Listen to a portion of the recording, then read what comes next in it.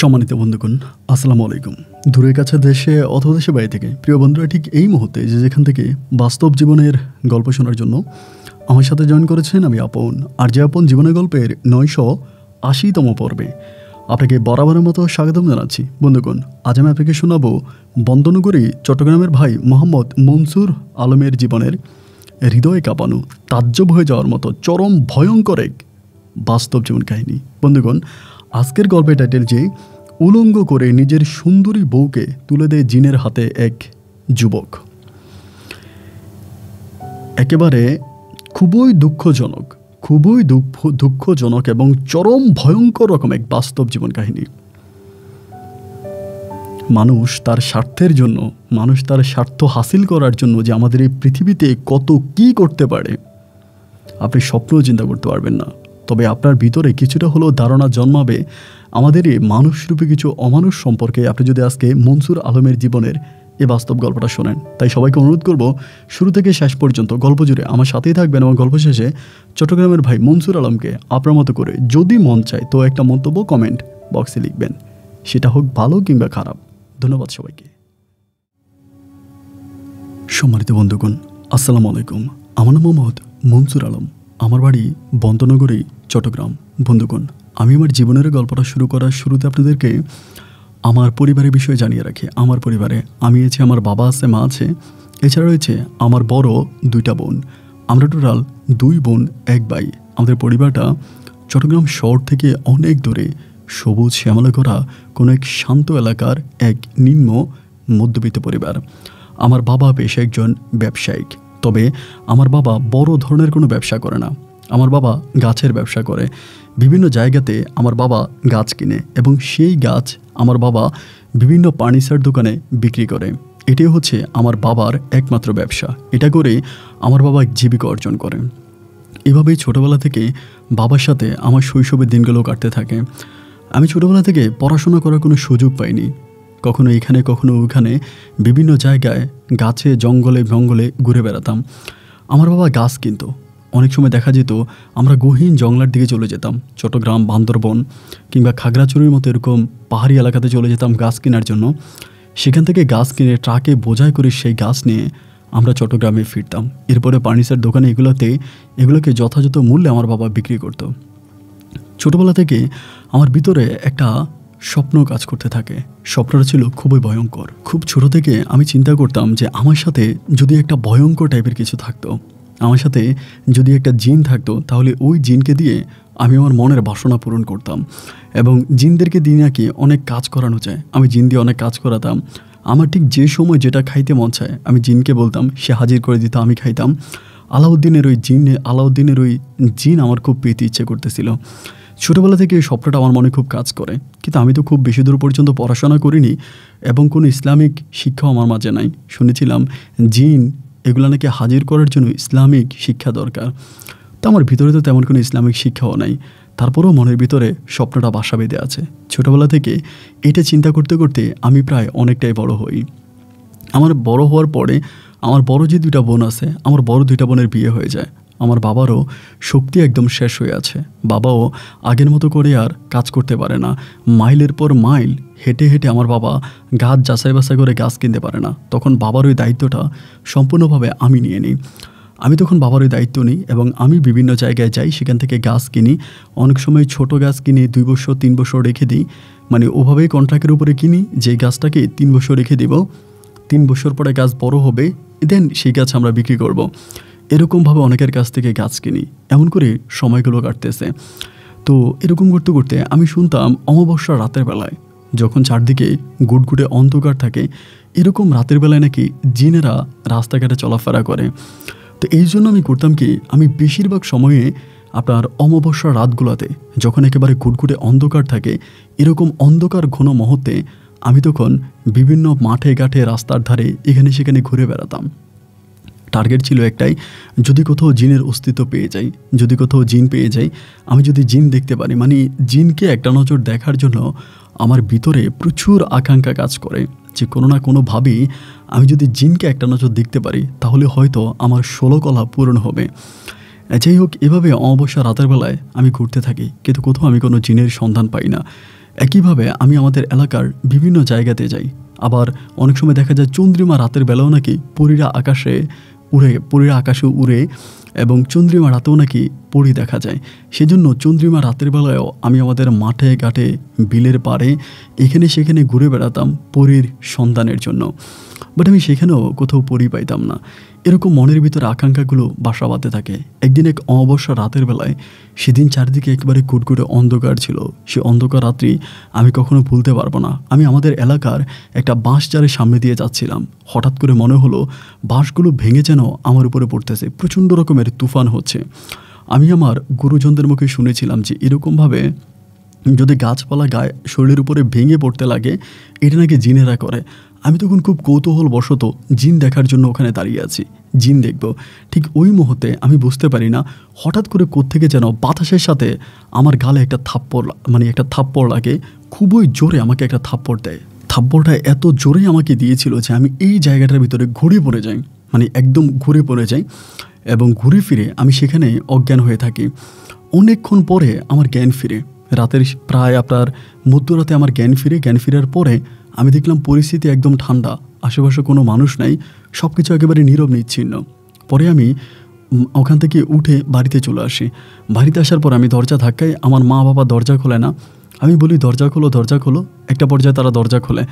আমি ঘরের ভিতরে ঢোকার পরে শুরু হয় এক ভয়ানক অত্যাচার। আমাদের ঘরের টিনের চালের উপরে বড় আকারের ঢিল মারতে থাকে, প্রচণ্ড রকমের ঢিল মারতে থাকে এবং ঢিলের ওই বিকট শব্দে আমার বাবা মা আমরা সবাই ঘরের ভিতরে চিৎকার করতে থাকি। একেবারে ফজরের সময় অবধি, ফজরের আজানের আগ মুহূর্ত পর্যন্ত আমাদের ঘরের উপরে এরকম ঢিল ছুটতে থাকে। একটা পর্যায়ে মোটামুটি ফজরের আজান দেওয়ার পরে সব কিছু ঠান্ডা হয়। কিন্তু অবাক বিষয় হচ্ছে, ঘর থেকে বের হওয়ার পরে আমরা কোথাও একটা ঢিল দেখতে পাই না। সারাটা রাত্রে যে পরিমাণের ঢিল আমাদের টিনের চালের উপরে মারা হয়েছে, সেই হিসাব করলে একটা ঢিলের পাহাড় হয়ে যাওয়ার মতো কথা, যে একটা ঢিলের পাহাড় হয়ে যেত, যে এত পরিমাণ ঢিল আমাদের ঘরে মারা হয়েছে। কিন্তু অবাক বিষয় হচ্ছে, আমি ঘর থেকে বেরোয়ার পরে সকালবেলা একটা ঢিলের অস্তিত্বও দেখতে পাচ্ছি না। আমার বাবা মা তখন বুঝে যায় যে এটা জিন বা ভূতের কাজ। আর আমার বাবা মা আগেই জানতো যে আমার জিন এবং ভূত নিয়ে আমার ভিতরে প্রচণ্ড রকমের আকাঙ্ক্ষা কাজ করে। জিন দেখতে কেমন হয়, ভূত দেখতে কেমন হয়, পরীরা কেমন হয়, পরীদের রাজ্য কেমন হয়, এই জিনিসগুলো নিয়ে আমার ভিতরে প্রচণ্ড রকমের কৌতূহল কাজ করে। এটা আমার বাবা মা উভয় জানে এবং জানার পরেই তারা তখন বুঝতে পারে যে আমি গতকালকে রাতে সম্ভবত এমন কোনো ঘটনা ঘটিয়েছে এবং সেই ঘটনা ঘটানোর পরে মধ্যরাতে আমি বাড়িতে এসেছি। তার মানে আমি কোথাও জিনকে নাড়া দিয়ে এসেছি, এরপরে জিন এসে সারা রাত আমাদের অত্যাচার করেছে। আমার বাবা মা দুজনে আমাকে প্রচণ্ড রকমের গালাগালি করলো এবং বলল আমি যদি নেক্সট টাইম এই ধরনের জিন নিয়ে কোনো রিসার্চেবল কোনো কিছু করতে যাই, তাহলে তারা আমাকে ঘর থেকে বের করে দেবে, আমাকে এই ঘরে রাখবে না। এবং আমার বাবা মা দুজনে আমাকে নিয়ে খুব ভয়ে থাকে। এরপরে আমি পুনরায় আবারও সেই জিন রিসার্চ করতে শুরু করি, বাট কোথাও আমি জিনের কোনো সন্ধান পাই না। এরকম করে আমাদের এলাকার এক লোক আছে, উনি মোটামুটি জিনের কাজ করে, জিনের কারবার করে। আমি তখন ওই লোকটার শরণাপন্ন হই, তাকে বলি যে কাকা, আমার খুব ইচ্ছা যে এই জিনিসগুলো সম্বন্ধে আমার ভিতরে একটু ধারণা দরকার এবং আমি এটা শিখতে চাই। উনি আমাকে বললো যে না, এটা শেখা যায় না এবং এটা খুবই ভয়ানক বিষয়, এটা আসলে করাটা ঠিক হবে না। উনি আমাকে ডিরেক্টলি মানা করার পরেও আমি ওকে বললাম যে না, আমি এটা জানতে চাই এবং এটা নিয়ে আমার ভিতরে প্রচণ্ড রকমের কৌতূহল কাজ করে। আপনি যদি মেহেরবানি করে আমাকে এই বিষয়গুলো একটু শিখিয়ে দেন, আমি এটা শিখতে চাই। খুবভাবে যখন ওনাকে আমি রিকোয়েস্ট করি, উনি তখন ওনাকে আমার সাথে নিয়ে যায় এবং উনি তখন আমাকে ওনার সাথে নিয়ে যাওয়ার পরে উনি বিভিন্নভাবে জিনদেরকে জিন হাজির করে এবং সেই জিন দ্বারা উনি বিভিন্ন মানুষের উপকার করে। বিভিন্ন মানুষ আসে, তাদেরকে মন্ত্র দিয়ে কেমনে উনি ঠিক করে। তো উনি কীভাবে জিন হাজির করে, এই বিষয়গুলো আমি তখন খুবভাবে ওনার কাছ থেকে শেখার চেষ্টা করতেছি যে কীভাবে উনি জিন হাজির করে, জিনের কারবার উনি কীভাবে করে, কোত্থেকে জিনদেরকে নিয়ে আসে। এই বিষয়গুলো নিয়ে আমার ভিতর প্রচুর কৌতূহল কাজ করতে থাকে। তো ওনার সাথে আমি দীর্ঘ প্রায় 5-6 মাসের মতো কাজ করি, কিন্তু 5-6 মাসে আমি কোনো কিছুই ওনার কাছ থেকে বের করতে পারি না। জাস্ট ওনার সাথে থাকি, ঘুরিয়ে ফিরি এবং এতে এই যে আমি গাছের ব্যবসা করি, এটা তো আমার এক লস হয়ে যায়। আমি আগের মতো বাবার সাথে আমি আগের মতো আর মানে গাছ কিনতে যাই না এবং গাছ আনি না। তো সেখান থেকে আমার ব্যবসার অনেক লস হয়। আমার আব্বাও বিষয়টা বুঝে আমাকে আমার পরিবার বারবার বলে যে এসব থেকে ফিরে আয়, এসব করা ঠিক না, এসব থেকে ফিরে আয়। কিন্তু কোনোভাবে আমি আমার আব্বা আম্মার কোনো কথাই শুনতেছি না। আমার মাথার ভিতরে একটা জিনিসের চেপে বসেছে, জিন কি, ভূত কি, পরী কি, এই জিনিসগুলো আমাকে জানতে হবে এবং আমার আন্ডারে একটা জিন থাকবে যে জিন দ্বারা আমি গোটা দুনিয়া শাসন করব। এই বিষয়গুলো প্রচণ্ডভাবে আমার মাঝে কাজ করে। যাই হোক, আমি ওই কাকার সাথে কাজ করতে থাকি। একদিন আমি খুব খেয়াল করে দেখি উনি ছোট্ট একটা বই বইটা পড়ে এবং এই বইটার মধ্যে মানে আপনার লেখাগুলো আরবিতে লেখা। আমি খুব খেয়াল করে দেখি যেন ছোট্ট একটা বই এবং এই বইটা উনি পড়ে, এই লেখাগুলো আরবিতে লেখা। হ্যাঁ, আমার কাছে মনে হলো যে এই বইটা যে বইটা উনি পড়ে, ছোট একটা বই, এবং এই বইটা পড়লে মনে হয় জিন হাজির হয়ে যায়। এইটা মনে করার পরে আমি তখন এই বইটার জন্য মানে আমার ভিতর তখন মনে হয় যে যেভাবেই হোক এই বইটা আমাকে চুরি করতে হবে এবং এই বইয়ের ভিতরে যেহেতু জিন হাজির করা যায়, এটা পড়েও উনি জিন হাজির করে। আমি খুব খেয়াল করে দেখেছি বইটা খুবই ছোট, হাতের মুঠের মধ্যে রাখে এবং হাতের মুঠের মধ্যে রেখে উনি বইটাকে পড়ে। এরকম করে পড়ে এরপর উনি জিন হাজির করে এই বইয়ের মাধ্যমে। তখন আমি বুঝে গেলাম যে সম্পূর্ণভাবে জিন হাজির করার জন্য উনি এই কাজটাই করে এবং এটাই হচ্ছে ওনার মূল হাতিয়ার, এটার মাধ্যমে জিন হাজির করে। তখন আমি চিন্তা করলাম যে কোনোভাবেই হোক আমাকে বইটা ওনার ঘর থেকে চুরি করে নিতেই হবে। যে কোনো ওয়াইতে হোক বা যেভাবেই হোক বইটা যদি আমি একবার ঘর থেকে চুরি করে নিতে পারি তাহলে আমার আর কোনো টেনশন নাই। এরপরে আমি যেভাবে হোক জিন হাজির করব। এভাবেই দীর্ঘদিন কেটে গেল, আমি বইয়ের কোনো সন্ধান পেলাম না। একদিন আমি দেখলাম বিকেলবেলা উনি বইটা বেশিরভাগই হাতে রাখতো এবং রাতের বেলায় ঘুমানোর সময়ও উনি ওই বইটাকে ওনার শরীরের সাথে রাবার দিয়ে বেঁধে ঘুমাইতো। একদিন গোসল করতে যাওয়ার সময় আমি দেখলাম যে উনি ওনার যে ওয়ার্ড্রপ আছে, ওয়ার্ড্রপের উপরে কী জানি একটা জিনিস রেখে গেছে। আমি একটু খেয়াল করে দেখলাম যে হ্যাঁ, এটাই সেই বইটা। উনি যখনই গোসল করার জন্য বাথরুমে ঢুকলো ঠিক তখনই আমি ওই বইটা নিয়ে ওখান থেকে দৌড়িয়ে বেরিয়ে গেলাম এবং বইটা নিয়ে বেরিয়ে যাওয়ার পরে আমি চিন্তা করছি যে বইয়ের ভিতরেই অবশ্যই সব কিছু আছে। আমি তখন বইটা নিয়ে এলাকা থেকেই চলে গেছি। মানে আমি আর ওনার আন্ডারে কাজও করব না এবং যেই কারণে আমি ওনার আন্ডারে কাজ করি সেটা তো আমি পেয়ে গেলাম। সো ওনার আন্ডারে তো আমার কাজ করার প্রশ্নই আসে না। আমি তখন এই জিনিসটাকে নিয়ে এখান থেকে চলে গেছি, মানে এই এলাকা ছেড়েই চলে গেছি।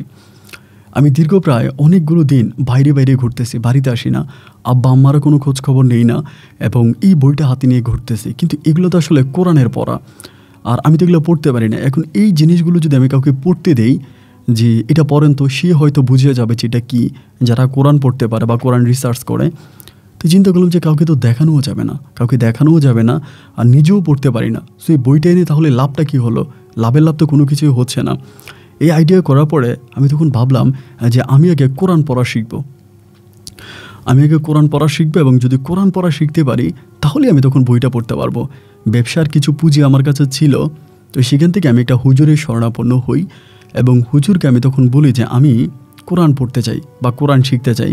তখনই হুজুর আমাকে সম্পূর্ণভাবে কোরআন পড়ানো শেখায়, যে কোরআনের যে আপনার লাইনগুলো আছে এগুলো কীভাবে পড়তে হয়, জের জবর, আলিফ বা তা সা, এই জিনিসগুলো নিয়ে আমাকে শিখিয়ে দেয়। আমি তখন এই জিনিসগুলো খুব সুন্দর করে শিখি। দীর্ঘ প্রায় অনেকগুলা মাস ধরে আমি কোরআন অন্তত বানান করে পড়ার মতো এক ধরনের আমার ভিতরে চলে আসে, যে আমি অন্তত কোরআন বানান করে পড়তে পারি। রিডিং পড়তে না পারলেও অন্তত বানান করে আমি এটা পড়তে পারি। তো ঠিক আছে, এটা যখন শিখে গেলাম, শিখে যাওয়ার পরে আমি তখনও কিন্তু এই জিনিসটা পড়ি নাই। আমি তখন বাড়িতে আসছি, একদিন সন্ধ্যার সময় বাড়িতে আসছি। আব্বা আম্মা তো আমাকে নিয়ে খুবই দুশ্চিন্তা। আমাকে দেখার পর তারা বলে ওই কবিরাজ নাকি আমার বাড়িতে 100 বারেরও বেশি সময় আসছে আমার কাছে এই জিনিসটার জন্য, যে ওই বইটার জন্য। আমি বাড়িতে আসছি, আমি বললাম যে আমি তো ওনার এই বই নিয়ে যাই নাই। আমি বাড়িতে আসার কিছুক্ষণের মধ্যে ওনার কাছে খবর চলে যায় আমি বাড়িতে আসছি। উনি ধীর গতিতে আমার বাড়িতে আসিস আমাকে বলে যে মনসুর আলম, আমার বইটা দিয়ে দে। আমি তখন বললাম আমি তো আপনার কাছ থেকে কোনো বই নেইনি কাকা। পরে আমাকে বলে দেখ, তুই ছাড়া আমার বইটা কেউ নেয় নাই, তুই আমার বইটা নিয়ে গেছিস, আমার বইটা নিয়ে তুই পালাই গেছিস, আমার বইটা দে। আমি বললাম কাকা আমি আপনার বই নেই না। আমাকে বলে দেখ, এই বইটা পড়িস না, এই বই পড়লে কিন্তু সর্বনাশ হয়ে যাবে, তুই কিন্তু মারা পড়বি, এই বই কিন্তু তুই পড়িস না। আমি বললাম যে দেখেন, আমি বই নিয়েও নাই আর বই পড়ার তো প্রশ্নই আসে না। উনি আমাকে বলে বইটা দিয়ে দে, বইটা দিলে তোর জন্য ভালো হবে, যদি বাঁচতে চাস তো আমাকে বইটা দিয়ে দে। আমি বললাম আমি আপনার কাছ থেকে বই নেই তো আপনাকে দিবটা কি, আপনি এরকম পাগলামি কেন করতেছেন? এরকমভাবে ওনার সাথে প্রায় রাতের অনেক অংশে পর্যন্ত আমার কথা কাটাকাটি হয়। কথা কাটাকাটির একটা পর্যায়ে উনি তখন বুঝতে পারে যে আমি বই নিলেও ওনাকে দেব না। উনি যাওয়ার সময় শুধু আমাকে একটা কথা বলে যায় যে, মনসুর, তুই আমার এখানে দীর্ঘদিন ধরে ছিলি, এটা শেখার তোর অনেক আগ্রহ ছিল, তবে আমি একজন ওস্তাদ হিসেবে আমার ছাত্রকে মৃত্যুর দিকে ঢেলে দিতে পারি না। যারা জিন হাজির করে, যারা জিন দ্বারা কাজ করে, এরা কখনো ভালো মানুষ হতে পারে না। এরা প্রথমত নাস্তিক, এরা মুনাফিক, এরা কাফেরের খাতায় চলে যায়। যার জন্য আমি নিজে তো খারাপ হয়েছি, আমি তোকে খারাপ করতে চাই না, তাই আমি তোকে এই জিন হাজির করাটা শিখাই নাই। কিন্তু তুই শেষ পর্যন্ত যে কাজটা করেছিস, এটা তুই প্রচণ্ড রকমের ভয়ানক একটা কাজ করেছিস, এবং এই ভয়ানকতা তোকে যে কোথায় নিয়ে যাবে তুই চিন্তাই করতে পারবি না। এখনও সময় আছে, আমি তোর কাছে অনুরোধ করে বলি যে তুই আমাকে বইটা দিয়ে দে। আমি তারপরে ওনার কথা রাজি হলাম না, ওনাকে আমি বই দিলাম না। আমার কথা হচ্ছে আমি বই দিব না, যত যাই হোক আমি এই বই দিব না, এবং বইয়ের মধ্যে কী আছে এটা আমি দেখব। এবং এই বইটা পড়ার জন্য আমি কোরআন পড়া পর্যন্ত শিখলাম। এমন করে করে ওই দিনটাও মোটামুটি ওই রাতটাও কেটে গেল, এবং পরের রাতে আবার কেটে গেল। তার 2 দিন পরে আমি একদিন গুটগুটে অন্ধকার রাতের বেলায়, আমাদের বাড়ির খুব কাছে একটা জায়গাটা অনেক নিস্তব এবং নীরব। সেই জায়গার ভিতরে 3টা মোমবাতি নিয়ে আমি তখন গাছের নিচে বসে মোমবাতি জ্বালিয়ে এই ছোট্ট বইটা পড়তে শুরু করি। চারদিকে গুটগুটে অন্ধকারচ্ছন্ন একটা সময় আমি শুধু বইটা পড়তেছি।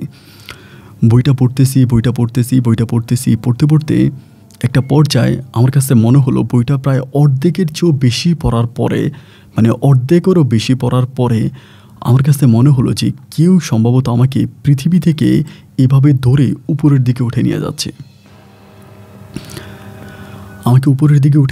আমি তখন বিষয়টা বুঝতে পারি, কিন্তু কোনোভাবে আমি বই পড়া বন্ধ করি না। আমার কথা হচ্ছে আমি মরে যাব, কিন্তু এই বই পড়া বন্ধ করব না। এই বইয়ের মধ্যে কি আছে এটা আমাকে বের করতেই হবে। আমি তখন বই পড়তেছি, আমাকে মনে হয় যেন শূন্যে উঠে ফেলতেছে, আমাকে উপরের দিকে নিয়ে যাচ্ছে, আরও উপরে নিয়ে যাচ্ছে, কিন্তু আমি বই পড়া বন্ধ করতেছি না। এবং অনেকটা উপর আমাকে উঠাই ফেললো, এতটা উপর আমাকে উঠালো আমার মনে হয়ে থেকে পৃথিবী থেকে আমি ঠিক আসমানে চলে গেছি। পৃথিবীটা তখন একদম ছোট দেখা যাচ্ছিল। নিজের মাঝে তখন ভয় লাগতে শুরু হলো, এবং ভয় লাগতে আমি তখন চিন্তা করতেছি, আল্লাহ আমি কী করব। একটা পর্যায়ে আমি হঠাৎ করে এতটাই ভয় পেয়ে গেছি যে আমি শূন্যের উপরে এরকম ভাসতেছি, এবং মনে হচ্ছে আমাকে এরকম শূন্যের উপরে কেউ ভাসাচ্ছে, আমি শূন্যের উপরে ভাসতেছি। এইরকম অবস্থার ভিতরে আমি তখন হঠাৎ করে বইটা পড়া বন্ধ করে দিলাম।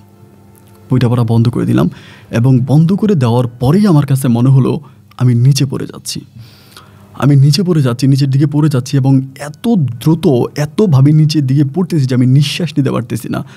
আমার ভিতরে তখন প্রচণ্ড রকমের ভয়, এবং ভয়ের একটা পর্যায়ে আমার মনে হলো যেন আমি পড়তে একটা আগুনের কুণ্ডির মধ্যে পড়তেছি, নিচে আগুন জ্বলতেছে, আমি সে আগুনের মধ্যে পড়তেছি, এবং সেখানে আমি সেন্সলেস হয়ে যাই। আমি সেই জায়গায় আমার জ্ঞান হারিয়ে ফেলি, এবং জ্ঞান হারিয়ে ফেলার পরে আমার আর ভিতরে আর কোনো কিছুই না, আমি একদম জ্ঞান হারিয়ে ফেলি। তারপরে আমার ভিতরে আর আমি থাকি না। এভাবে কত দিন বা কত বৎসর চলে যায় আমার কোনো ঠিক নেই। আমার প্রথম যেদিন জ্ঞান আসে, বা আমি প্রথম যেদিন আমার নিজেকে চিনতে পারি, ওই দিন দেখি আমার হাতের মধ্যে কেউ একজন জানি আপনার হলুদ যে চিনেন অনেকেই, এরকম হলুদ বেটে আমার হাতের মধ্যে এরকম ঘুরাচ্ছে। এই সর্বপ্রথম আমার ভিতরে আমি একটু আসি, এবং আমার অবস্থা তখন খুব খারাপ। আমি তখন আস্তে আস্তে করে নিজেকে নিজে আসতে শুরু করি। কিন্তু অবাক বিষয় হচ্ছে, আমি তখন আমার পরিবারের মুখে জানতে পারি যে আমার জীবন থেকে নাকি 3টা বৎসর কেটে গেছে, এবং এই 3টা বৎসর আমি নাকি সম্পূর্ণ পাগল ছিলাম। আমি শরীরে কোনো কাপড় রাখতাম না, কোনো কিছু পরতাম না, এবং যাকে পাইতাম তাকে পিটাইতে যেতাম, মানুষকে কামড়াইতাম। আমার সাথে নাকি একটা ভয়ঙ্কর জিন এসে ভর করেছিল, এবং আমাকে আমার পরিবার খাগড়াছড়ি না, বান্দরবনের ওখানে একটা বৌদ্ধ কবিরাজের কাছে, একটা ভান্তে কবিরাজের কাছে নিয়ে যায়, যিনি হচ্ছে আপনার মগ ধর্মাবলম্বী মানুষ, যিনি হচ্ছে ভান্তে। ওই ভান্তের কাছে আমাকে নিয়ে যায়, এবং সেই ভান্তে আমাকে খুবভাবে পরীক্ষা নিরীক্ষা অনেক কিছু করে তিনি আমাকে সুস্থ করে। কিন্তু ভাই, আমি সুস্থ হয়ে গেছি, আমি একেবারে শুকিয়ে কাঠ হয়ে গেছি, আমার গালের ভিতর গাল ঢুকে গেছে, চোখ আমার ঘরতে ঢুকে গেছে। কিন্তু আমার ভিতরে যে জিনিসটা জেগেছে যে আমি জিন হাজির করা শিখব, আমি পরি হাজির করা শিখব, এই জিনিসটা কিন্তু এক বিন্দু পরিমাণেরও মরে নাই। আমি ওইখান থেকে উঠে আবার ঘুরে দাঁড়াই যে না, আমাকে জিন হাজির করতে হবে। জিনের মাঝে কি আছে, জিনেরা কোথায় থাকে, তারা কি খায়, তাদের বংশ বিস্তার কোথায় করে। আমি শুনেছিলাম মানুষের থেকেও নাকি জিনের বসতি অনেক বেশি। তাহলে সেই জিন কোথায়, এটা জানার জন্য আমি তখন পুনরায় আবারও এই রিসার্চ শুরু করি। এবং আমি যখন সুস্থ হয়ে যাই তখন আমি এটা জানতে পারি যে আমি যার কাছ থেকে বইটা চুরি করেছিলাম তিনি নাকি মারা গেছে। এবং তিনি যেদিন মারা গেছে সেদিন নাকি আমি প্রচুর কেঁদেছিলাম, কিন্তু কোনো কিছু আমার মনে নাই। এবং যে বইটা আমি পড়তেছিলাম ওই বইটাও আমি আর পাই নাই। বইটা কোথায় চলে গেছে, কীভাবে চলে গেছে কিছুই জানি না। শুধু সকালবেলা নাকি আমার বাবা মা গিয়ে দেখেছে আমি নাকি সেখানে মাটিতে গড়াগড়ি করতেছি এবং মাটি খাচ্ছি, মাটিতে গড়াগড়ি করতেছি। আমার শরীরে তেমন কোনো কাপড় চোপড় নাই। এবং সেখান থেকে তারা আমাকে কবিরাজের শরণাপন্ন করে। সেই থেকে অনেক কষ্টে পড়ে ভান্তে কবিরাজের সন্ধান পায় এবং ওই ভান্তে কবিরাজ আমাকে ভালো করে তোলে। তো আমার ভিতর তখন হঠাৎ করে মনে হলো ওই বান্তে কবিরাজ যদি আমাকে ভালো করে তোলে তাহলে সম্ভবত ওই বান্তে কবিরাজ তিনি অনেক কিছুই জানে, তিনি সম্ভবত অনেক কিছুই জানে। আমার ভিতরে এই জিনিসটা তখন মনে হলো। এবং মনে হওয়ার পরে আমার শেষ টার্গেট হচ্ছে ওই বান্তে কবিরাজ। আমি ওই বান্তে কবিরাজের কাছে যাব এবং তার কাছ থেকে আমি জিন হাজির করা শিখব।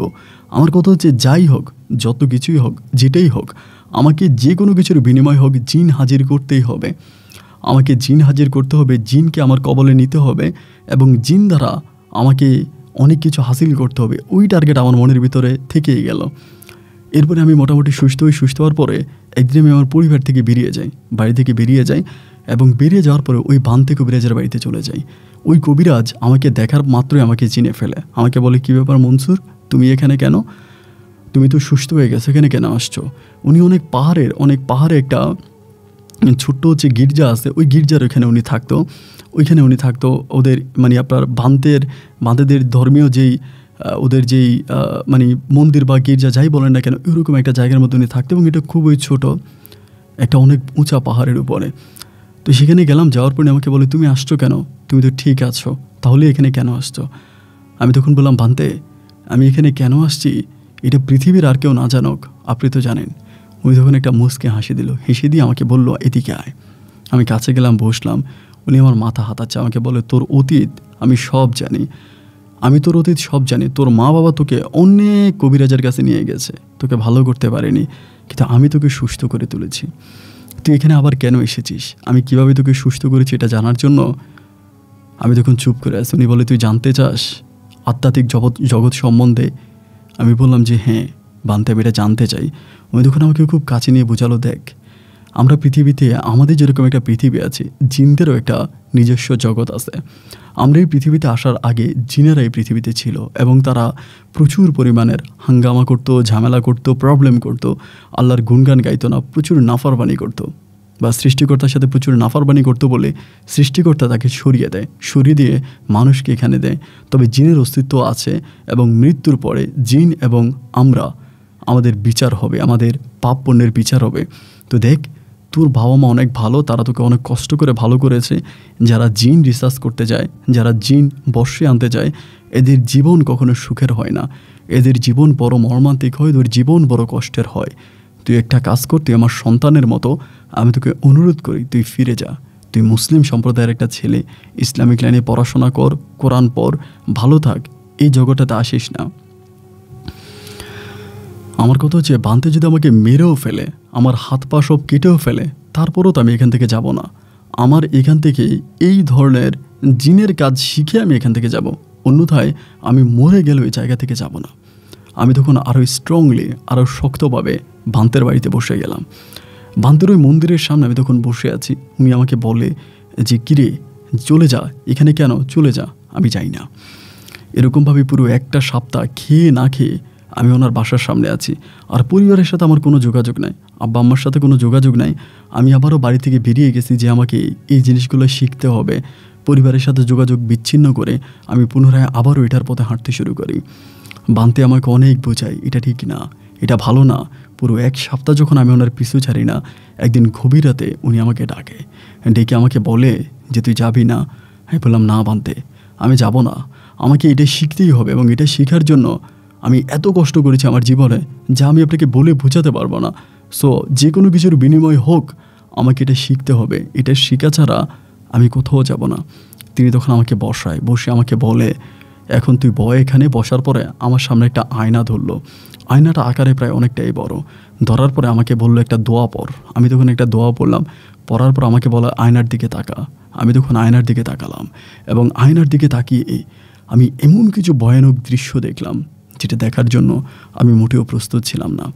এতটাই ভয়ানক ছিল যে আমি এই জায়গার ভিতরে সেন্সলেস হয়ে যাই, অজ্ঞান হয়ে যাই। আমার জ্ঞান ফেরার পরে বান্তে আমাকে বলে, আমি না তোকে বলেছিলাম এটা তো সহজ না, এটা পারবি না, এটা বড্ড কঠিন জিনিস, এটা সবার দ্বারা হয় না। তুই তো সামান্য আয়নার মধ্যে দেখে অজ্ঞান হয়ে গেলি, কিন্তু যখন বাস্তবে এই জিনিসগুলো দেখবি তুই সহ্য করবি কেমন করে। আমি তখন বললাম, বান্তে আমি সব দেখার জন্য রাজি আছি, আমি বাস্তবেই দেখতে চাই। আমি মরে যাব, তারপরেও আমি জিন হাজির করা শিখবই। বান্তে তখন বুঝে গেল যে আমার ভিতরে এমন এক শক্তি কাজ করে যে শক্তি দমন করার ক্ষমতা বান্তের নাই। বান্তে তখন আমাকে বলল, ঠিক আছে তুই যে এখানে গেছিস তোর বাবা মা কি জানে? আমি বললাম, না তারা জানে না। বান্তে বলল, খবরদার তোর বাবা মাকে কখনোই বিষয়গুলো জানাবি না, তারা যেন বিষয়টা না জানে। আমি বললাম, ঠিক আছে আমি তাদেরকে জানাবো না। এরপরে আমি বান্তের কাছে এবার প্রশিক্ষণ নিতে থাকি। কিন্তু ভাই আমার ওই বান্তেও আমার ওই বাড়ির কাকার মতোই, তিনি অনেক বড় বড় কাজ করে, জিনদের হাজির করে, জিন দ্বারা অনেক কিছু করে, কিন্তু উনি আমাকে কোনো কিছুই শিখায় না। ওনার সাথে রাখে, খাওয়া দাওয়া করায়, টাকা পয়সা দেয়, সবই ঠিক আছে, কিন্তু উনি আমাকে কোনো কিছু শিখায় না। একটা পর্যায়ে আমি আমার পরিবারের সাথে আলোচনা করি, আমার বাবা মায়ের সাথে যোগাযোগ করি, তাদের সাথে আমার কথোপকথন হয় এবং তারাও সেম ভাবে আমাকে চলে যেতে বলে। আমাকে বলে, এখানে থাকিস না, এখানে থাকলে তোর জীবন নষ্ট হয়ে যাবে, তুই চলে আয়। আমার বাবা মা আমাকে নিয়ে যাওয়ার জন্য অনেক চেষ্টা করে, কিন্তু আমি আমার বাবা মায়ের কোনো কথাই শুনি না। আমার কথা হচ্ছে, আমার জীবনে যত যাই হবে, যাই ঘটবে, আমি কোনোভাবেই পিছু হাঁটব না। আমি এখান থেকে যাব না, আমি মরে যাব, কিন্তু আমি কখনোই এখান থেকে যাব না। তাই আমি গেলামও না। আমি একইভাবে ওই জায়গায় থেকেই আমি আমার কার্যক্রম শুরু করে দিলাম। বান্তে তখন আমাকে একটু করে আস্তে আস্তে করে কিছুটা শেখানোর চেষ্টা করে। 100 ভাগের ভিতরে প্রায় 20% উনি আমাকে শেখায় এবং এই 20% শিখতে আমার প্রায় 2 বছর সময় কেটে গেছে। আমার বয়স তখন প্রায় 30-এর কাছাকাছি। আমার বিয়ের বয়সও পেরিয়ে যাচ্ছে এবং আমার কাছে একটা সময় মনে হলো যে বান্তের সাথে যদি আমি সারা জীবনও থাকি, তারপরেও কোনো দিনও আমি বান্তের কাছ থেকে এই জিনিসটা শিখতে পারবো না এবং তিনি আমাকে এটা কখনোই শেখাবে না। এমন করে সময়গুলো কাটতে কাটতে একদিন ঢাকা থেকে হঠাৎ করে একজন হিন্দু মহিলা আসে দুপুরবেলা এবং এই মহিলার শরীরে এত পরিমাণে শক্তি, মহিলাকে শিকল দিয়ে গাড়ির সাথে বেঁধে তারপরে নিয়ে আসে। বান্তের কাছে আনার পরে বান্তে মহিলাকে দেখে বলে যে মহিলার সাথে যে জিনিসটা আছে এটা সরানো বান্তের পক্ষে সম্ভব না, বান্তে এটা পারবে না, আর এটা সরাতে গেলে হয়তো বান্তে নিজেও মারা যেতে পারে। তারা তখন বান্তেকে অফার করে যে আপনি যত টাকা বলেন, আপনি যত লক্ষ টাকা বলেন, আমরা ঠিক তত লক্ষ টাকাই দিব, কিন্তু আমরা জানি আপনি ছাড়া এটাকে সরানোর ক্ষমতা কারোই নেই, আমি এটা পারবো না। বান্তে বারবার বলে, কিন্তু তারা বারবার বান্তেকে অনুরোধ করতে থাকে। একটা সময় টাকার লোভে বান্তে পড়ে যায়। টাকার লোভে পড়ে বান্তে বলে, ঠিক আছে এই জিনিসটা করতে হলে আমাকে দীর্ঘ 1 সপ্তাহ উপবাস থাকতে হবে, মানে উপাস থাকতে হবে, থেকে আমাকে একটা আমাদের মুসলিম ধর্ম বলে যে একটা দোয়া বা একটা আমল করতে হবে, সেই আমলটা করতে পারলে আমি এই জিনিসটাকে হাজির করতে পারবো বা আপনাদের উপকার করতে পারবো। তো আপনারা আজকে চলে যান, ঠিক এত তারিখ, মানে এই থেকে 1 সপ্তাহ পরে একটা দিন ধার্য করে যে এই দিনে আপনারা আসবেন এবং এই দিনে যদি আপনারা আসেন তাহলে আমি কাজটা করে দিব। এই কথা বলে বান্তে তখন তাদেরকে বিদায় করে দেয়। তারা তখন চলে যায় এবং চলে যাওয়ার পরে বান্তে আমাকে নিয়ে বসে আমাকে বলে যে, মনসুর আলম, এখন যে বিষয়টার সম্মুখীন আমরা হব বা যে কাজটা আমরা করব, এটা খুবই ভয়ানক একটা কাজ। এটা পৃথিবীর কোনো কবিরাজ করতে চাইবে না, কিন্তু আমি এটা করব। কারণ আমার কাছে মনে হলো যে এই জিনিসটা শুধু এই মেয়েটার না, অনেক মানুষের ক্ষতি করেছে। এই পর্যন্ত 1000-এরও বেশি মানুষকে এই জিনটা মেরেছে এবং যে জিনটা মেরেছে সেই জিনটা হচ্ছে জিনের সর্দার। তার সাথে ফাইটিং করে, মারামারি করে তাকে আমাকে হত্যা করতে হবে, অন্যথায় আমি তাকে হত্যা করতে পারবো না। কারণ সে কোনো মন্ত্রের জালে আসবে না, যার জন্য আমি এটা নিয়ে উপবাস থাকবো এবং আমি এটা নিয়ে কাজ শুরু করব এবং এই কাজটা করার জন্য তুই থাকবি আমার সহকারী এবং তোকে আমি কিছু আমল শিখিয়ে দিব।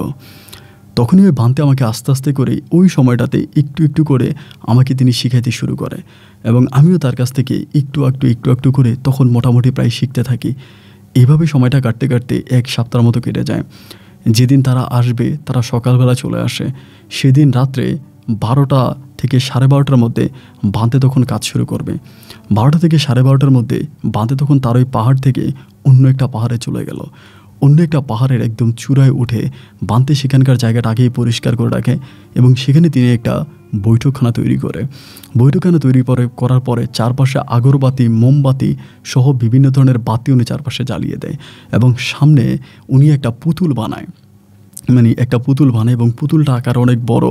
যে পুতুলটা উনি আপনার বাঁশ দিয়ে, বাঁশ পাতা, বাঁশ আর হচ্ছে আপনার এই যে আছে কি বলে ধান গাছ আছে, আমরা যেটাকে খের বলি গ্রামের ভাষায়, ওই খের দিয়ে তখন উনি ওই ইয়েটা বানায়, এই জিনিসটা বানায়। বানানোর পরে তিনি তখন এটার সামনে বসে আমার হাতে এক বোতল পানি দেয়।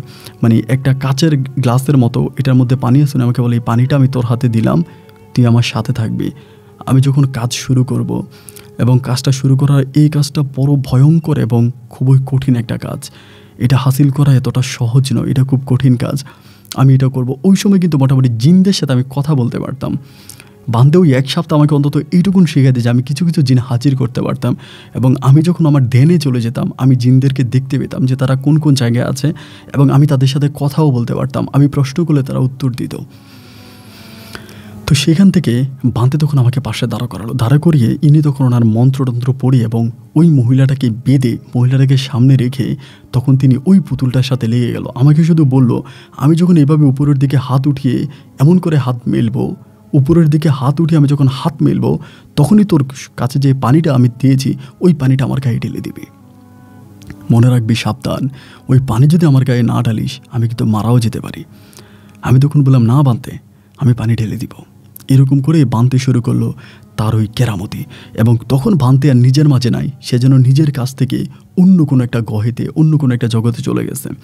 শুরু করলো সেই জিনের সাথে সে ফাইটিং এবং ফাইটিং করতে করতে করতে করতে করতে করতে একটা পর্যায়ে প্রায় 3 ঘন্টা যাবৎ বাঁধতে এইটার সাথে আপনার ওইটার সাথে ফাইটিং করতেছে। মানে যেই ইয়েটা বানাইছিল, আপনার যেই মুক্তিটা বানিয়েছিল, যে প্রতিভাটা বানিয়েছিল, ওই প্রতিভাকে সামনে রেখে তিনি তখন এটাকে এভাবে চিপ দিয়ে ধরে এবং এটাকে ঘুরায় এবং সেখানে তিনি তার প্রচণ্ড শক্তি দিয়ে এটাকে ধরে রেখেছে এবং তার শরীরে প্রচণ্ড ঘাম বেরোচ্ছে, সে কাঁপতেছে। একটা পর্যায়ে প্রায় 3 ঘন্টা পরে হঠাৎ করে আমি খেয়াল করে দেখলাম যে বাঁধের মুখ থেকে রক্ত বেরোতে শুরু হয়েছে। 2 গাল দিয়ে রক্ত বেরোতে আসে এবং বাঁধের শরীর যেন ফেটে ফেটে রক্ত বেরোচ্ছে, শরীরের বিভিন্ন জায়গা থেকে রক্ত বেরোচ্ছে। বাঁধে তখন ওই মুহূর্তে ওই মুক্তিটাকে ছেড়ে দিয়ে বাঁধতে উপরের দিকে হাত উঠল এবং আমাকে এই সময় হাত দিল যাতে বাঁধের গায়ে আমি পানি ঢেলে দিই। কিন্তু সেখানে আমার কাছে মনে হলো, আমি যদি বাঁধের গায়ে পানিটা ঢালি তাহলে বাঁধে আবার ঠিক হবে, কিন্তু ঠিক হওয়ার পরে বাঁধে আমাকে তার ওই কারিকুলাম কখনোই শিখাবে না, আমি এগুলো শিখতে পারবো না। যেহেতু জিনের সাথে আমি মোটামুটি কথা বলতে পারি, বাকি কাজ আমি একাই করব। এই বলে আমি তখন আর বাঁধের গায়ে পানি দিলাম না। বাঁধে একবার হাত উপরে উঠালো, বলল পানি পানি। 2 থেকে 3 বার, 3 থেকে 4 বার, 5 থেকে 6 বার, প্রায় 10 বারেরও বেশি সময় ধরে বাঁধে বারবার বলতেছে পানি পানি, কিন্তু আমি আর পানি দিলাম না। এবং পানি না দেওয়াতে প্রায় আধা ঘন্টার মাথায় বাঁধের পুরো শরীর থেকে অজরে রক্ত বেরোতে শুরু হয়। আমি পানি দিলাম না এবং একটা পর্যায়ে আমি পানিটাকে সাইডে ফেলে দিলাম এবং পানিটাকে সাইডে ফেলাতে পানিটা একেবারে কালো হয়ে গেছে। মানে গ্লাসের ভিতরে পানিটা একদম কালো হয়ে গেছে। যখন পানিটাকে আমি ফেলছি আমার কাছে মনে হলো যে এটার সাথে কালি মিশানো হয়েছে।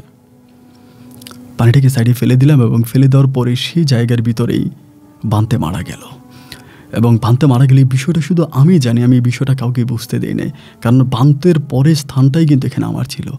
এবং বাঁধে যখন মারা গেল আমি তখন এই বাঁধের আসরে বসে গেলাম। বাঁধের ফ্যামিলির লোকজন থাকে চিটংয়ে, তারা আসলেও এসে বাঁধেকে নিয়ে গেল, তাদের ধর্ম অনুযায়ী বাঁধের সংস্কার করবে। কিন্তু এই মহিলার ভালো হলো না, মহিলার ঠিক হলো না এবং মহিলার পরিবার মহিলাকে নিয়ে চলে গেল। এরপরে আমি তখন এই বাঁধের আসরে বসি। বাঁধের আসরে বসার পরে আমি শুধু জিনদের সাথে কথা বলতে পারি, জাস্ট অতটুকুই। কিন্তু আমি ওই জিন দ্বারা কোনো কাজ করতে পারি না, কোনো জিন আমার কোনো কথা শোনে না। তবে আমি 2-1টা প্রশ্ন করলে আমি আধ্যাত্মিকভাবে তাদের এই প্রশ্নের উত্তরগুলো জানতে পারি, শুধু এতটুকুই। তখন আমি বাঁধের আসরে বসলাম এবং বসার পরে তখন আমি একইভাবে সেই কার্যক্রম আবারও শুরু করলাম। এবং তখন আমি যেটা করতাম সেটা হচ্ছে সম্পূর্ণ ভুয়া। আসলে আমার ভিতরে কোনো আলিমই ছিল না, কোনো এলেম ছিল না, কোনো কালাম ছিল না। শুধুমাত্র আমি ভৌতিকভাবে কিছু জিনিসের সাথে আলাপ আলোচনা করতাম, কথাবার্তা বলতাম এবং মানুষ আসতো, তাদেরকে ভুয়া পানি পড়া তাবিজ দিতাম। কিন্তু এগুলো আসলে কোনো কাজ করতো না, এগুলো কোনো কাজই করতো না। এই পানি পড়া এবং তাবিজ পড়া এই সব কিছুই ছিল ভ্রান্ত এবং ভুয়া। এমন করতে করতে আস্তে আস্তে করে আমার রুগীর সংখ্যা কমতে থাকে।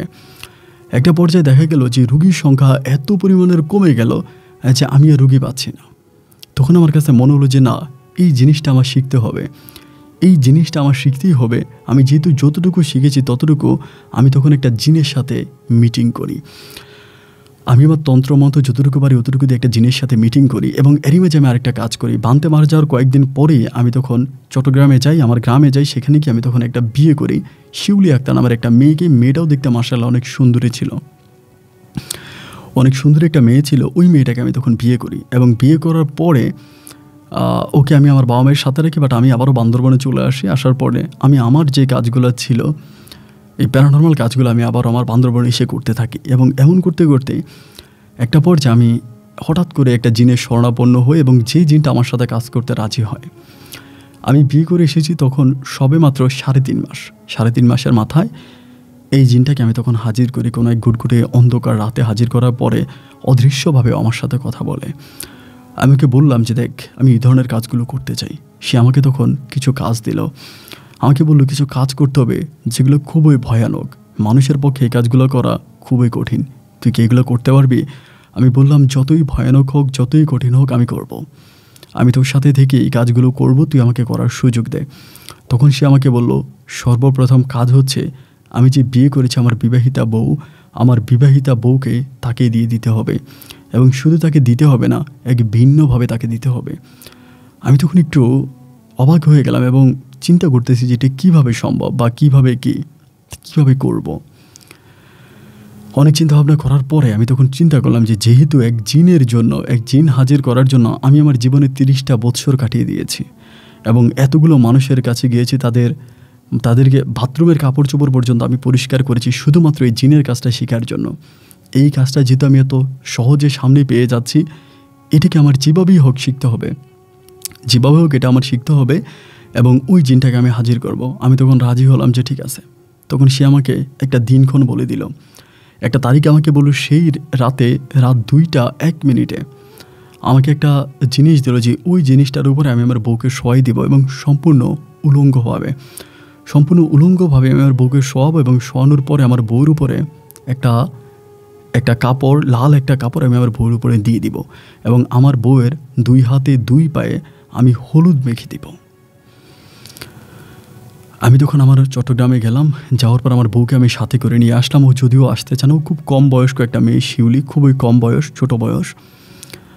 আমার বাবা মা দেখে শুনে পছন্দ করেছে, কারণ তখন আমি কবিরাজি করতাম, অনেক টাকা পাইতাম। কিন্তু আমি বাড়িতে ঘর বাড়ি তুলি, জায়গা সম্পত্তি কিনে আমার কিন্তু অনেক টাকা পয়সা হয়ে যায়, যার জন্য সবাই মিলে আমাকে তখন সাপোর্ট করতে থাকে। এক পর্যায়ে আমি তখন ওই জায়গার ভিতরে আমার বউ শিউলিকে নিয়ে আসি। আনার পরে আমি তখন শিউলিকে আমাকে যেভাবে বলা হয়েছে একইভাবে একটা কাঠের উপরে শুইয়ে দিই এবং কুটকুটে কোনো এক রাতের বেলায় শিউলিকে কাঠের উপরে শোয়ানোর পরে আমি মন্ত্র পড়তে থাকি এবং যে মন্ত্র আমাকে শিখিয়ে দেয় সেই মন্ত্রই পড়ার পরিপ্রেক্ষিতে একটা পর্যায়ে শিউলি তখন সেন্সলেস হয়ে যায়, ও জ্ঞান হারিয়ে ফেলে এবং জ্ঞান হারিয়ে ফেলার পরে আমি শরীর থেকে কাপড় খুলতে থাকি এবং কাপড় খুলে আমি তখন ওর হাতে পায়ে, 2 হাতে 2 পায়ে এবং কপালের মাঝখানে আমি তখন যে হলুদগুলো মেখেছিলাম হলুদগুলো দিয়ে দিলাম। দিয়ে দেওয়ার পরে সেই জায়গাটা আমি ত্যাগ করলাম। ত্যাগ করে অনেকটা দূরে চলে গেলাম এবং সেখান থেকে আমি এক চিৎকারের শব্দ শুনতে পেলাম, যেটা শিউলের চিৎকার এবং খুবই মারাত্মকভাবেও চিৎকার করতেছে। ওর চিৎকারে মনে হচ্ছে যেন পাহাড়টা নিস্তব্ধ হয়ে যাচ্ছে, মানে আকাশটা কাঁপতেছে, এত বিকট শব্দ করে চিৎকার করতেছে। তারপরে আমি সেখানে দাঁড়িয়ে আছি। অনেকক্ষণ পরে আমাকে অনুমতি দিল জিনটা, যে তুই আয়। এবার আমি গেলাম। যাওয়ার পরে দেখতে পাইলাম যে শিউলির অবস্থা খুবই খারাপ। আমাকে বললো তাকে হসপিটালে নিয়ে যা। আমি সেখান থেকে তাকে ডিরেক্টলি কাপড় চোপড় পেঁচিয়ে জামা কাপড় পরিয়ে হসপিটালে নিয়ে গেলাম। বান্দরবান হসপিটালে নিলাম। পরে ডাক্তার তার চিকিৎসা করে না। ডাক্তার আমাকে বলে তাকে দর্শন করা হয়েছে, ওর অবস্থা খারাপ এবং তাকে কি করা হয়েছে, ও তো সব কিছুই খুবই জঘন্য অবস্থায়।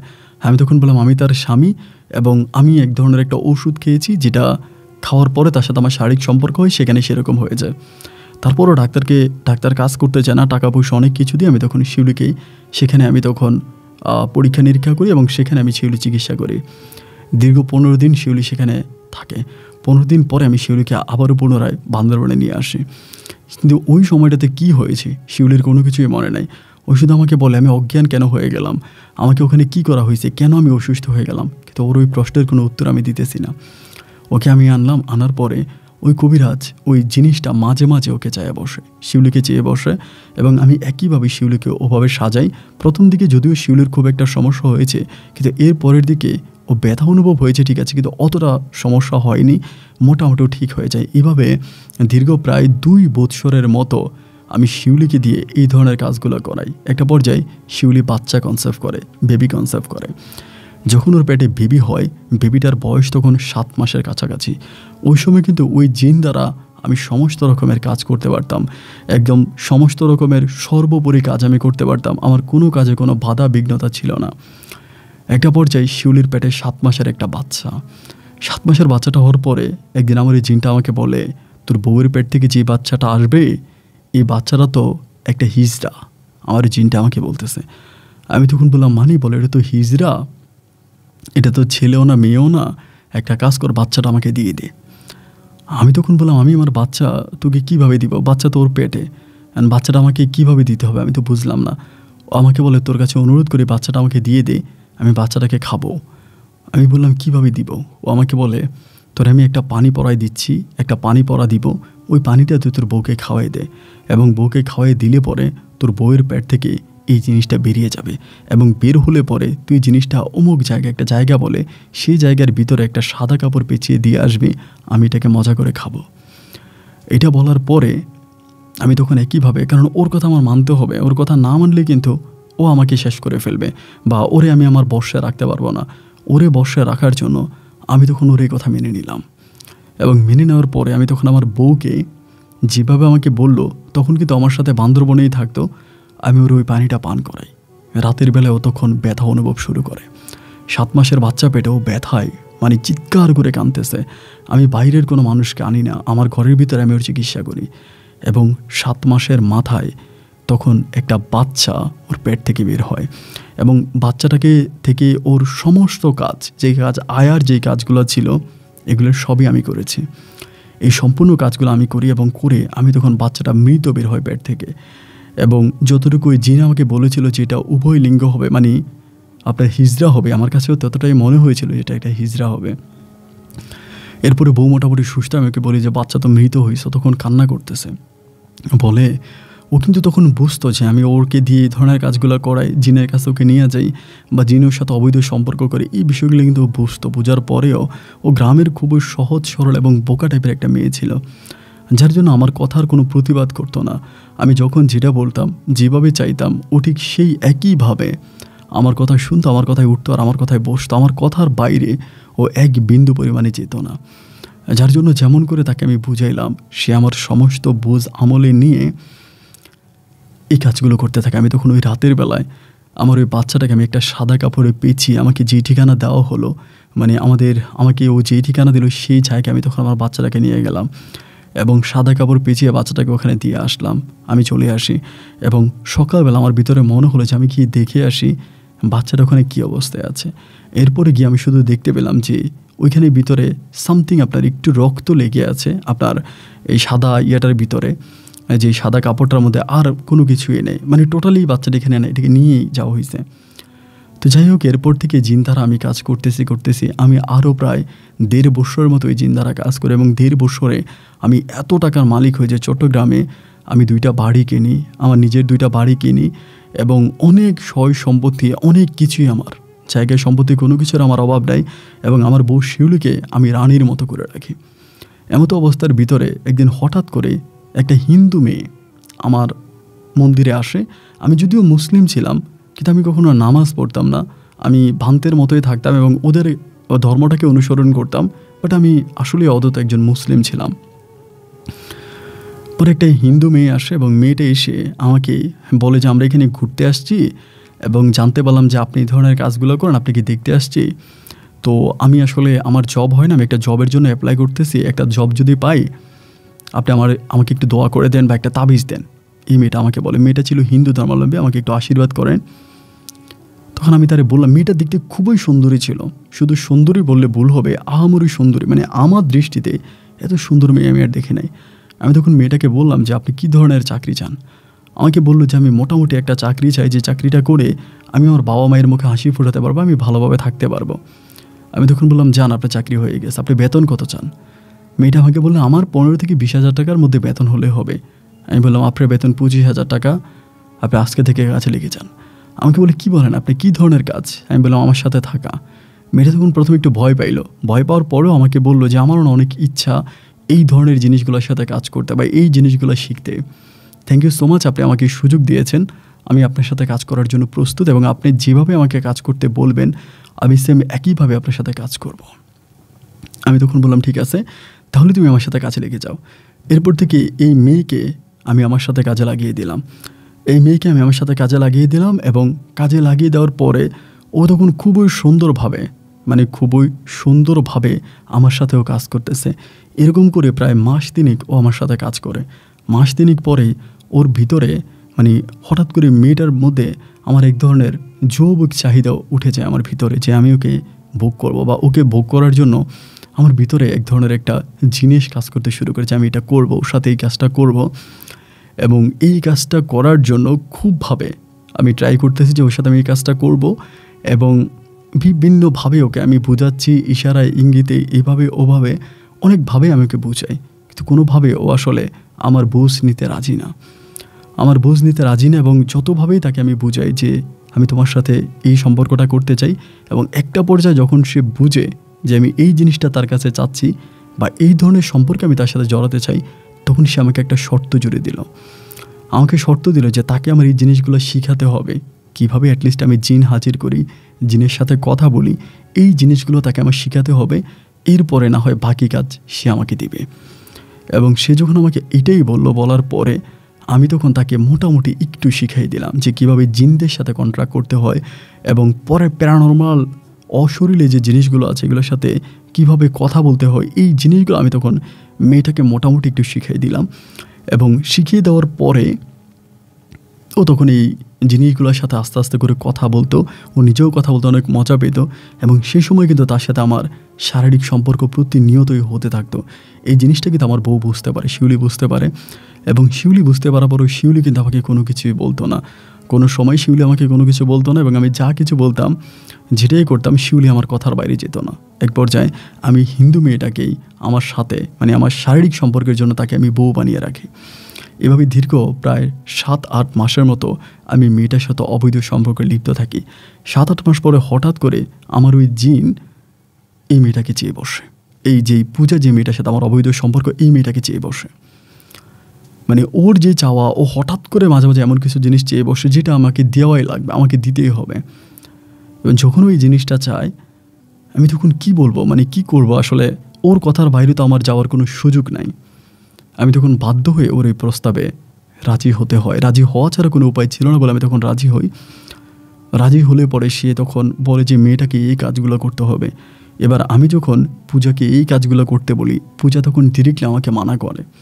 ও বলে যে না, এসব আমি করতে পারবো না, আপনার সাথে করি কিন্তু ঠিক আছে, বাট আমি এই জিনিসটাকে অনেক ভয় পাই, এগুলা অনেক সমস্যা করবে, এটা সেটা অনেকভাবে আমি তাকে বুঝাই। ও কোনোভাবেই এটা করার জন্য রাজি না, ও এটা করবে না, কোনোভাবেই করবে না। একটা সময় আমার ওই জিন আমাকে বলল, তুই তাকে পানিটা পান করাই দে, এবং পানিটা যদি তুই একবার তাকে পান করাই দেস, তাহলে সে তার ভিতর থেকে সমস্ত কিছু ভুলে সে আমার সাথে আলিঙ্গনের জন্য প্রস্তুত হয়ে যাবে। এবং একইভাবে ওই জিন দেওয়া একটা পানি আমি তখন এই পূজাকে পান করাই দিই।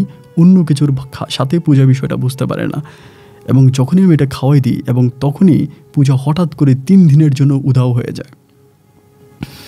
এবং আমি যতটুকু বুঝতে পারি, আমি আমার তন্ত্র মন্ত্রের খাতিলে যে জিনেরা ওকে নিয়ে যায়, 3 দিন পর্যন্ত ওকে নিয়ে যায়, এবং সেই জিনটা সহ সাথে আরও অনেকগুলো জিন মিলে ওর সাথে বিভিন্ন সম্পর্কে লিপ্ত হয়, এবং 3 দিন পরে ওকে আবার আমার এখানে দিয়ে যায়। এবং পূজা তখন খুবই রাগ করে, অনেক রাগ করে যে আমি কেন এই কাজগুলো করলাম, কেন তাকে আমি ওদের কাছে দিয়ে দিলাম, বা কেন তাকে আমি এই কাজটা করতে বাধ্য করলাম, এটার জন্য সে আমার উপরে খুব রেগে যায়। তো ওর সাথে আমি খুব একটা কথা বলি না, কথা বলে বলতে ওই রেগে যেহেতু আমার উপরে যায়, এরপরে আমি ভয়ে ওর সাথে কথা বলি না।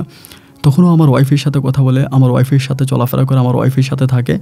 এমন করতে করতে পূজা তখন আমার কথাই চলে, আমি তখন পূজার কথা চলি, পূজার আমার কথা শোনে না।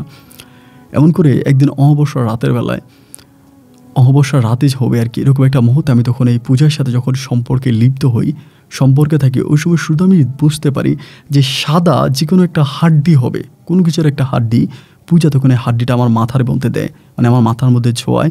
জাস্ট এইটুকুই আমার মনে আছে যে একটা হাড্ডি, সাদা একটা হাড্ডি আমার মাথার ভিতরে দেয়, আমার মাথার মধ্যে দেয়, এতটুকুই আমার মনে আছে। এবং এরপর থেকে আমার আর কিছু মনে নেই,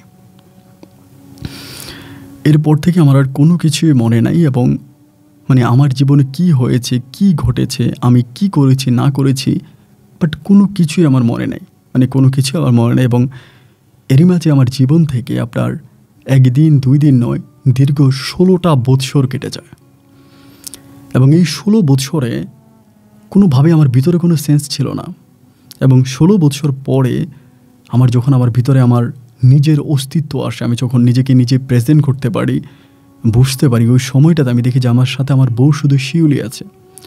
আমার বাবা মা উভয়ে মারা গেছে, শুধু শিউলি আমার সাথে আছে।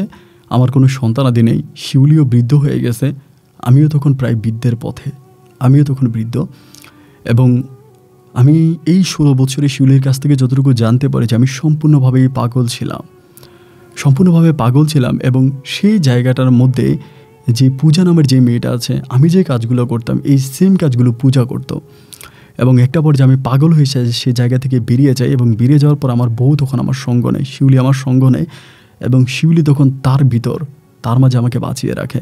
আমার বাবার বিটাতে আমি আছি, শিউলি আমাকে সেই বিটাতে রাখে। শিউলি একটা চাকরি করতো এবং তার পাশাপাশি হাঁস মুরগি এটা সেটা পালতো, এই বিষয়কে আমাকে খাওয়াইতো। আর আমার যে প্রপার্টি ছিল, চিরং শহরে আমার 2টা বাড়ি ছিল, নামে বেনামে আমার অনেক জায়গা ছিল, কিন্তু সবগুলোই আমি এই পূজার নামে লিখে দিয়েছি। মানে একদম রেজিস্ট্রে করে, দলিল করে আমি নাকি রেজিস্ট্রেশন অফিসে গিয়ে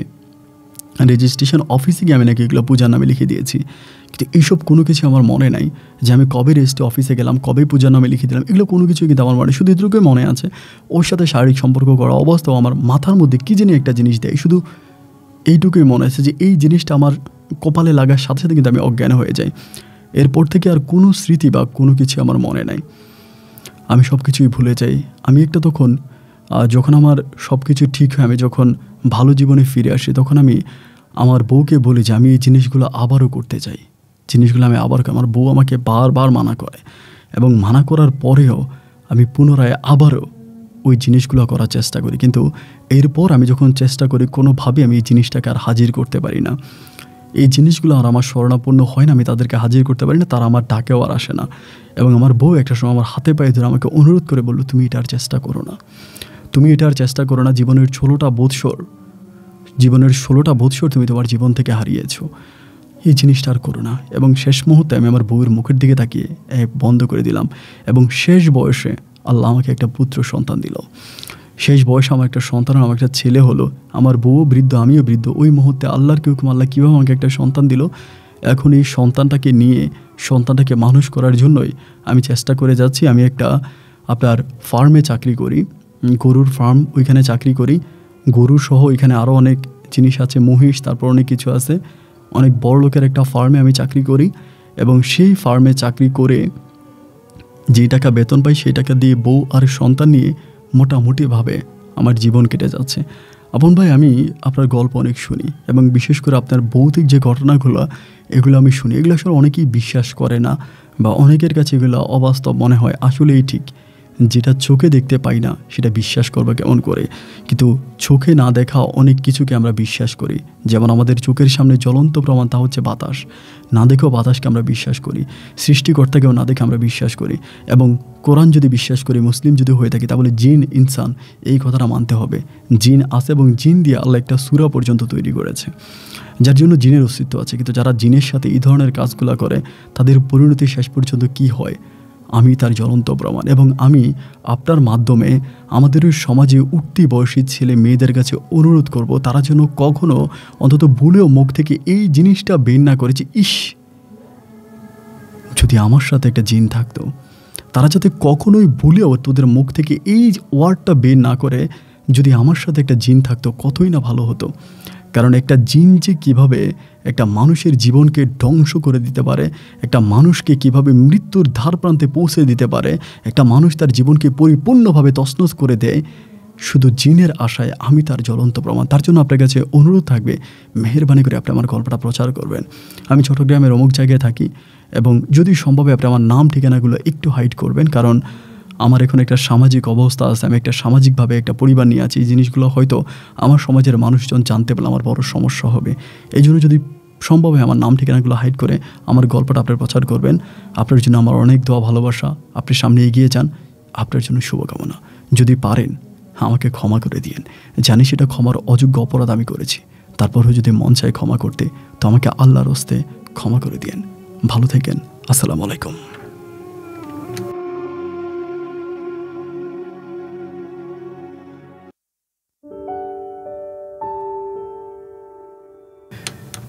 প্রিয় বন্ধুগণ, সবাইকে অনেক বেশি ধন্যবাদ। আমার আসলে ভীষণ ভয় লেগে গেছে গল্পটা প্রচার করতে, বিশেষ করে, এবং এই গল্পটার মাঝে আরও কিছু অনেক খারাপ কথাবার্তা ছিল যেগুলো জিনের সাথে ওনার ওয়াইফের হয়েছে, শিউলি আক্তার হয়েছে। তো আমি ইচ্ছা করে বিষয়গুলো স্কিপ করেছি। কিন্তু অবাক বিষয় হচ্ছে এই যে পূজা রানী এখন এই ধরনের কাজগুলো করে যাচ্ছে এবং বান্দরবন থেকে সে এখন ডিরেক্টলি রাজধানী ঢাকাতে বসে এই ধরনের কাজগুলো করে মনসুর আলম আমাকে ওর পূজার যেই আসন যেখানে বসে সেই কাজগুলো করে সেই ফুল ঠিকানাও আমাকে দিয়েছে। তো আমি সেই ঠিকানা রিসার্চ করতে চাই না বা সেখানে যেতেও চাই না, শুধু এতটুকুনি বলতে চাই যে পূজা এখন ঢাকা শহরে বসে এই ধরনের কাজগুলো করছে এবং পূজার গল্পটা হয়তো মনসুরের গল্পের চেয়েও আরও ভয়ানক হবে। হয়তো এই গল্প আমি প্রচার করবো না বা পূজা হয়তো আমার কাছ পর্যন্ত আসবে না, কিন্তু আমি নিশ্চিত করে আপনাকে বলতে পারি যে দেখেন, এই মনসুর আলম প্রথমে যে হুজুরটার কাছে গিয়েছিল, ওর এলাকার চাচা, সে কিন্তু খুব অল্পতে মরে গেছে। এরপরে যার কাছে গেল ওই ভান্তের কাছে, ভান্তে কিন্তু মারাত্মক কষ্ট পেয়ে মরেছে। এর চেয়েও বেশি কষ্ট কিন্তু মনসুর পাইছে। তাহলে চিন্তা করেন পূজার অবস্থা কী হবে। যারা এই ধরনের রিসার্চ করতে চান, যারা অন্য অশরীরের জিনিসকে আপনার নিজের মাঝে এনে তাদেরকে দিয়ে কোনো কাজ করাতে চান, এটা সর্বোপরি মুনাফিক, কাফের। এবং এটা করা মাত্রই আপনি আল্লাহর সাথে শিরিক করতেছেন, আপনি কাফের হয়ে যাচ্ছেন, আল্লাহর সৃষ্টিকে আপনি পরিবর্তন করতে যাচ্ছেন। সো এটা কোনোভাবেই করা যাবে না। যারা এই ধরনের কাজগুলো করেন আপনি এখান থেকে ফিরে আসেন। অনেকে আছেন কবিরাজ খোঁজেন, খোঁজেন, কবিরাজের কাছে যাচ্ছেন, কবিরাজের শরণাপন্ন হচ্ছেন, কবিরাজ আপনাকে অনেক রোগ থেকে মুক্তি দিচ্ছে। একদম ভ্রান্ত মিথ্যা কথা। আমাদের এই সমাজে 100 জন কবিরাজের সাথে হয়তো 1 কি 2 জন কবিরাজ এরকমভাবে হয়তো জিন হাজির করতে পারে, এরকম ভুল পথে আপনার নেককারজনক কাজ করে হয়তো জিন হাজির করতে পারে। তবে যারা এইরকম কাজ করে জিন হাজির করে, আর জিন হাজির করতে হলে আপনাকে অবশ্যই এই ধরনের কাজগুলো করতে হবে।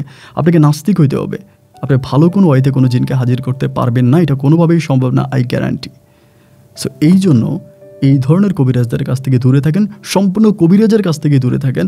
আপনি ঠিকমতো রাতে ঘুমানোর সময় যদি আপনার কাছে মনে হয় যে অশরীরী কিছু আপনার উপরে ভর করে, আপনি আপনার ধর্মগ্রন্থ, কোরআন, বাইবেল বা যার যেটা আছে সেটা হচ্ছে আপনাদের বালিশের নিচে রেখে ঘুমান। আমি নিশ্চিত করে আমার বাস্তব জীবন অভিজ্ঞতা থেকে বলতে পারি, আমিও কোনো একটা সময় এই ধরনের বিপদে শরণাপন্ন হয়েছি। আমি আমার কোরআন শরীফ, রাতে অজু করে কোরআন শরীফটা আমি বালিশের নিচে রেখে ঘুমিয়েছি এবং দীর্ঘ 1 সপ্তাহ পরে আমি ওই সমস্যা থেকে মুক্তি পেয়েছি। কাজটা আপনিও করতে পারেন, হয়তো আপনার জীবনে ভালো কিছু আসতে পারে। সবাই ভালো থাকবেন, সুস্থ থাকবেন, এই শুভকামনায় আজকের মতো এখানে বিদায়। দেখা হবে অন্যদিন অন্য কারো বাস্তব জীবনের গল্প নিয়ে। আল্লাহ হাফেজ এন্ড আসসালামু আলাইকুম।